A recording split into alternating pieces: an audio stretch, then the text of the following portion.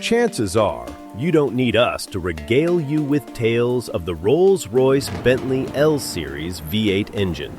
Given it was in production for more than 60 years, you probably already know the story. Instead, why don't we just bask in these lovely images of a Rolls-Royce Corniche fixed-head coupe that's of course fitted with the great 6 3/4. Although, hang on a second, because that isn't a standard Mulliner Park Ward designed fixed-head coupe up there. In fact, it's called the Rose and Scroll Design Study, and it's the second Restomod to come from Surrey-based firm Halcyon. Now, you may remember that Halcyon's first Corniche/Silver Shadow effort was actually an EV, but this one is apparently all about celebrating the big 8-cylinder lump up front.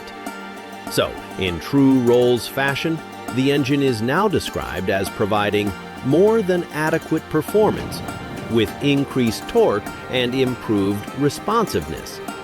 No mention of power or 0 to 62 miles per hour times. There is plenty of modern tech though, including a new braking system and adaptive suspension with electronically controlled dampers. Heck, there's even 3 different drive modes, although Halcyon ensures us that the drive honors the original car's waftability.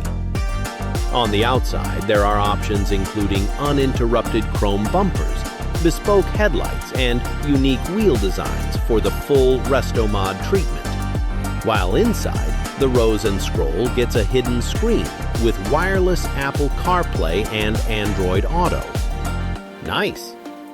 We're also promised a bespoke high-end sound system, cruise control, a reversing camera, air conditioning, and heated, ventilated, electrically adjustable seats. Of course, this lovely green over tan example won't be the only one. In fact, Halcyon wants to build 60 cars as part of what it's calling the Great 8 Series. Prospective customers will just need to stump up £425,000 to get themselves on the list. Oh, and they'll need to provide or pay for a donor fixed-head coupe or drop-head coupe. Or, if they want 4 doors, then a Rolls-Royce Silver Shadow or Bentley T-Series is also an option.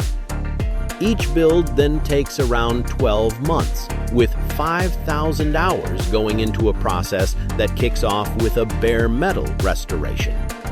So, the real question is, would you have this 6.75-liter V8 or the 800-volt EV with its 400 brake horsepower motor?